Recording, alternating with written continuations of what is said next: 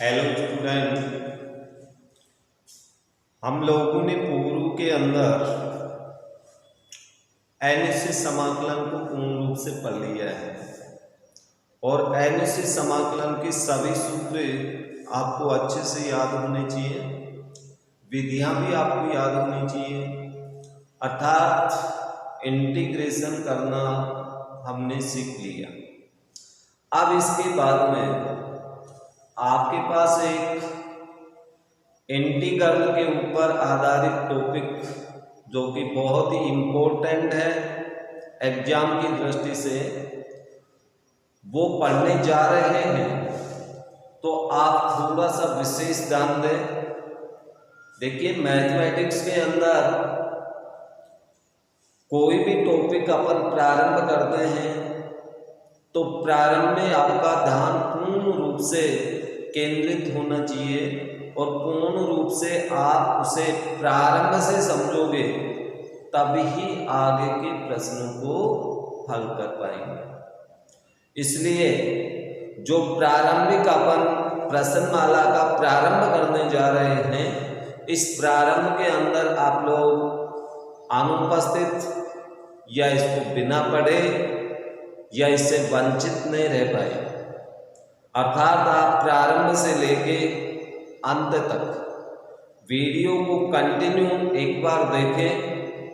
उसके बाद में आपकी रफ नोटबुक में आप अधिक से अधिक अभ्यास करें, निश्चित रूप से आपको सफलता प्राप्त होगी।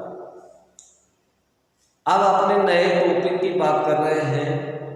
वैसे नए टॉपिक का नाम आपको बोर्ड के ऊपर दिखाई दे रहा है, जो कि है निश्चित समाकलन, अर्थात अंग्रेजी में जिसको डेफिनेट इंटीग्रल बोलते हैं।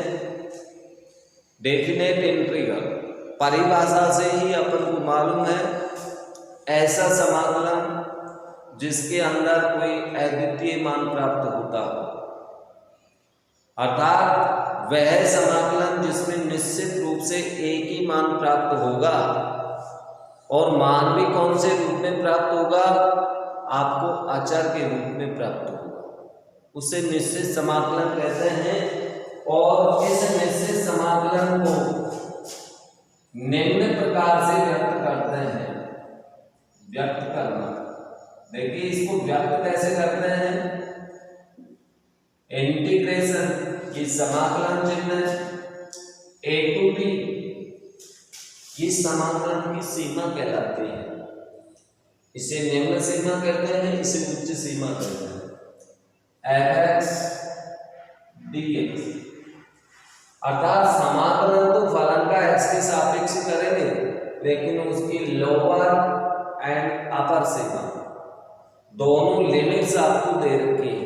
सीमा में लिमिट्स, अर्थात इसका अर्थ ये हुआ लोअर x बराबर a पर, x बराबर b पर, दोनों पर समाकलन ज्ञात करना।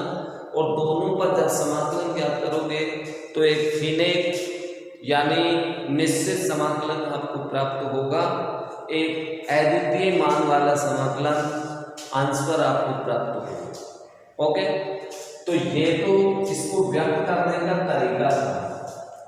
अब इसके बाद में आता है कि भाई इसे निश्चित समाकलन हम हल कैसे करते हैं। हल करने के लिए अपने पास इसमें दो ही टाइप है। भाई पूर्व में जो समाकलन के जितने भी सूत्र, नियम, विधियां आपने पढ़ी, जैसे कि मानक सूत्र या फिर जो आपके त्रिकोणमितीय सर्व समीकरणों की सहायता से हुआ या प्रतिस्थापन से हुआ या कण से समाकलन हुआ या आंशिक भिन्न से समाकलन हुआ या किसी विशिष्ट सूत्र की सहायता से आपने समाकलन करना सीखा, तो उन सभी प्रकार के समाकलन इसमें आएंगे। अर्थात जो अनिश्चित समाकलन था उसका इसमें आपका रिवाइज होगा और साथ में निश्चित मान प्राप्त करना सीखेंगे। इसलिए पूर्व वाले समाकलन आपको अच्छे से आना चाहिए। मैं बार बार पुनः कह रहा हूँ, यदि आप पूर्व के वीडियोस यानी प्रश्नमाला 9 के वीडियोस पूर्ण रूप से नहीं देखे, सूत्र याद नहीं की, विधियां याद नहीं की, तो उन्हें पुनः एक बार देख करके उन्हें याद करने की कोशिश करें, वो याद होना चाहिए। ठीक है जी। अब अपन चलते हैं इसमें कि इसको हल कैसे करते हैं। हल करने के लिए अपने पास इसमें 2 विधियां होंगी। इसकी कितनी विधियां हैं? 2 विधि, जिसमें पहला टॉपिक हमने लिया है योगफल सीमा रूप से समाकलन, अर्थात जिसको अपन अंग्रेजी में बोलते हैं एट द लिमिट्स ऑफ ए सम, अर्थात लिमिट्स की सहायता से हम निश्चित समाकलन कैसे प्राप्त करें। और योगफल सीमा रूप से जब समाकलन करते हैं तो इसके लिए अपने पास एक सूत्र है, आप तो केवल इस सूत्र को याद कीजिए। योगफल सीमा रूप से समाकलन करने का सूत्र a to b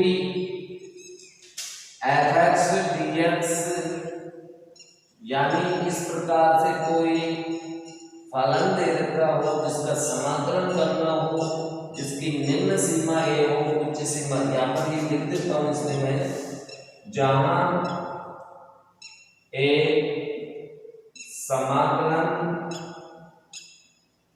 की निम्न सीमा है भाई, और b समाकलन की उच्च सीमा है।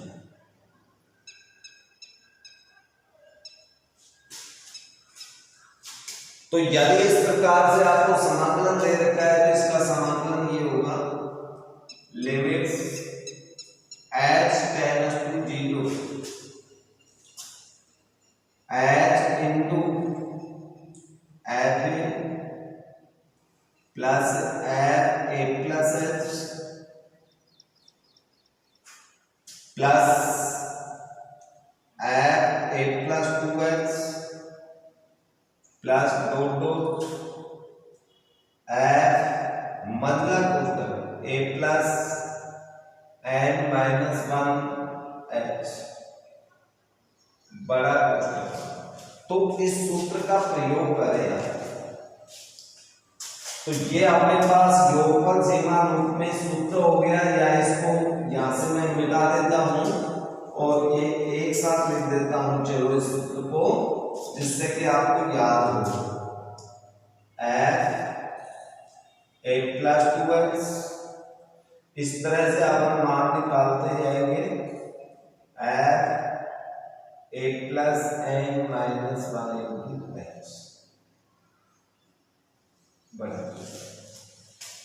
अथवा इसी सूत्र को हम ऐसे लिख सकते हैं, अथवा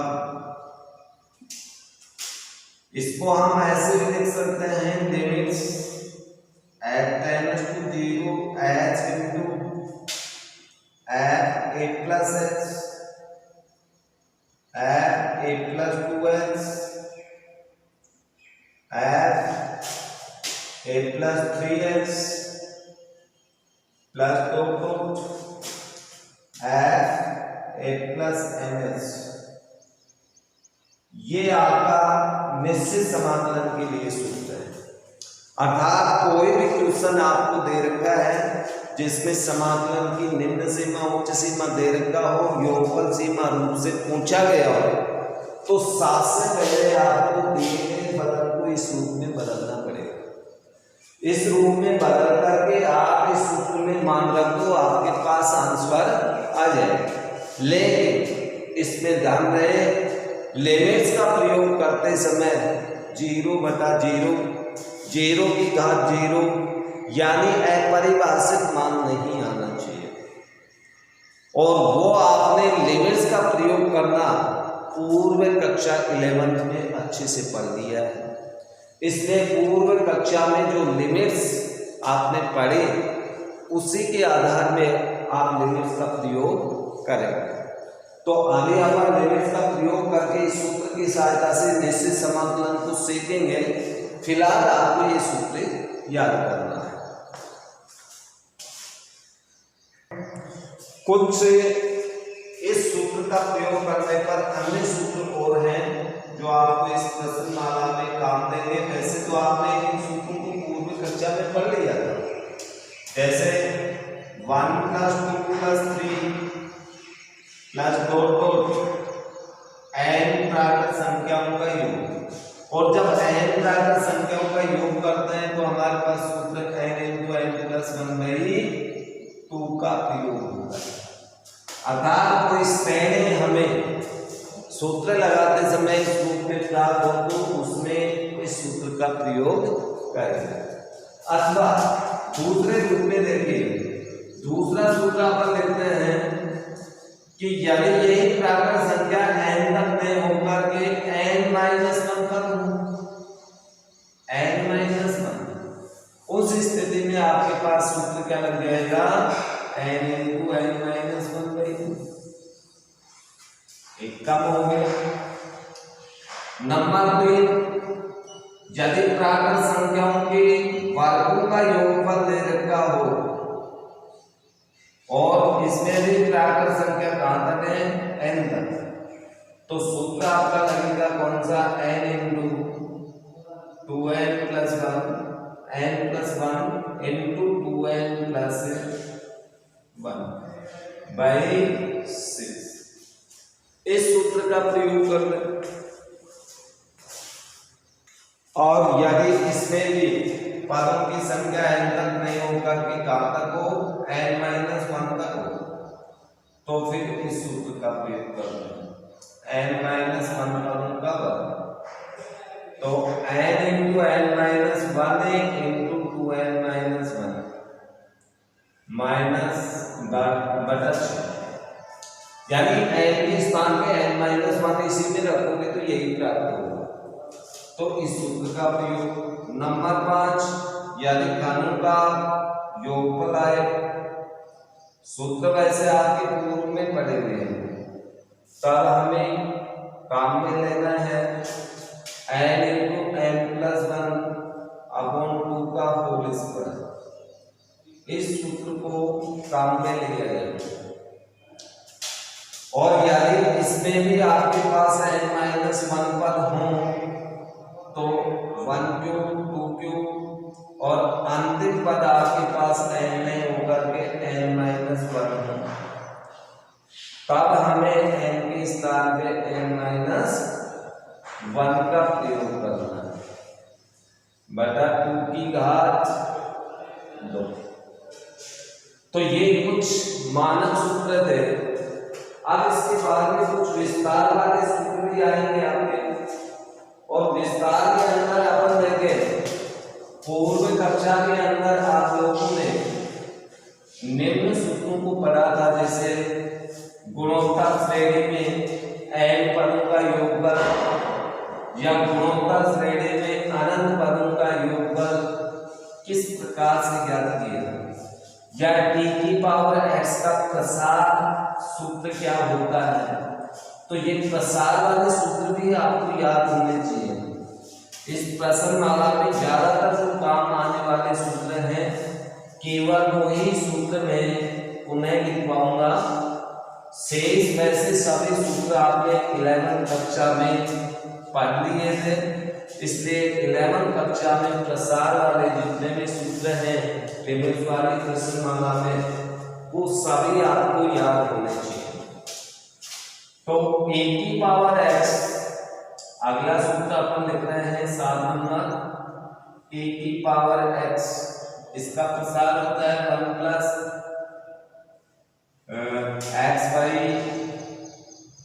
x/2 का फैक्टोरियल, इसमें चलो 2 नहीं आएगा, 1 + x+x² 2 का फैक्टोरियल प्लस x2/3 का फैक्टोरियल। और ये प्रसार इस प्रकार से होता रहता है। यदि इसमें घात माइनस में हो तो आपके सम स्थान पे आने वाले पद ऋणात्मक हो जाएंगे, तो ये भी आप ध्यान रखें। चलो इसको भी मैं लिख देता हूँ, e⁻−x हो तो 1 - x + x² 2 - x2/3 plus 2 number 2 GP में एन पदों का योगफल। इसके लिए आपने सूत्र पढ़ा था एस एन बराबर ए इंटू आर की पावर एन माइनस 1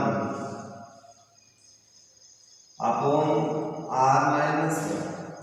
यदि आर इज ग्रेटर देन 1 और दूसरा सूत्र इसी में था एस एन बराबर ए इंटू आर की पावर 1 माइनस आर की पावर है अपॉन 1 माइनस आर। यदि आर इज लेस देन 1 अनंत पदों का योगफल यानी जीपी में एस इंफिनिटी अनंत पद दे रखे हो तो ए अपॉन आर माइनस 1। यदि आर इज ग्रेटर देन 1 और एस अनंत बराबर इस सूत्र का भी प्रयोग होता है 1 माइनस आर। यदि ए इज लेस देन आर तो ये अनंत पदों वाली श्रेणी के अंदर इस सूत्र का प्रयोग, एन पद वाले के लिए इसका, ई के प्रसार के लिए इसका सूत्र का प्रयोग करें और शेष प्राकृत संख्याओं से संबंधित श्रेणियों के लिए सूत्र मैंने आपको लिखा दिया। तो इन सभी सूत्रों का प्रयोग इस प्रश्नमाला में आएगा। शेष और भी कई सूत्र प्रयोग में आ सकते हैं जो कि आपने पूर्व कक्षा 11th में पढ़े हैं, तो वो भी आपको याद होने चाहिए। तो ये तो थे अपने सूत्र। योगफल सीमा रूप से जब भी अपन निश्चित समाकलन करेंगे, निश्चित समाकलन का अर्थ होता है कि समाकलन की लोअर एंड अपर लिमिट्स दे रखी हो तो वो निश्चित समाकलन होगा। पहचान तो आप समझ ही चुके हैं, इंटीग्रेशन चिन्ह के साथ सीमा देगा नीचे और ऊपर, तो वो निश्चित समाकलन हो गए। अब अपन योगफल सीमा से समाकलन करना सीखते हैं।